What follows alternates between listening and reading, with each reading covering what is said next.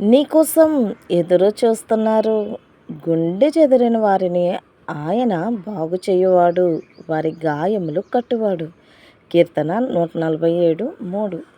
ఆదికాండము 3వ అధ్యాయంలో ఆదాము మరియు అవ్వ పాపములో పడిన తర్వాత దేవుడు ఏదెను వనములో వారిని వెతుక్కుంటూ వచ్చినప్పుడు వారు భయముతోనూ మరియు సిగ్గుతోనూ దాక్కున్నారు. కొన్నిసార్లు దేవుడు మన కోసం వెతుకుతున్నారని మనం భావించినప్పుడు దేవుడు నన్ను కనుగొనడం నాకు ఇష్టం లేదు, నా బలహీనతలు మరియు తప్పుల గురించి నేను సిగ్గుపడుతున్నాను, నా ముఖము ఆయనకి చూపించలేను అన్నట్లుగా ఉంటాము. మరియు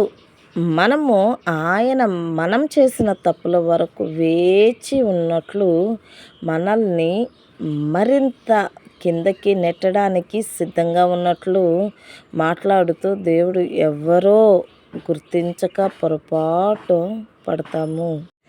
అయినా దేవుడు నిన్ను ఖండించడానికి రాలేదు, ఆయన నిన్ను పునరుద్ధరించడానికి వచ్చారు. ఆయన తన బిడ్డగా నీకు చెందవలసిన అనగా స్వేచ్ఛ, ఆనందము, శాంతి, విజయము, సమృద్ధి నీకు ఇవ్వాలని కోరుకుంటున్నారు.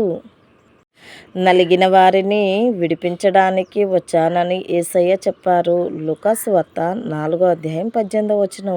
నీవు జీవితంలో నలిగిపోయినప్పుడు, నీవు గాయపడినప్పుడు నీవు స్వీయ జాలిని కలిగి ఉండడం మరియు దాగుకొనడం సులభమే. కానీ దేవుడు నిన్ను విడిపించడానికి వచ్చారు. నీ బాధల నుండి నిన్ను నయం చేయడానికి మరియు నిన్ను మళ్ళీ బాగు చేయటానికి నీ కోసం ఎదురు చూస్తున్నారు.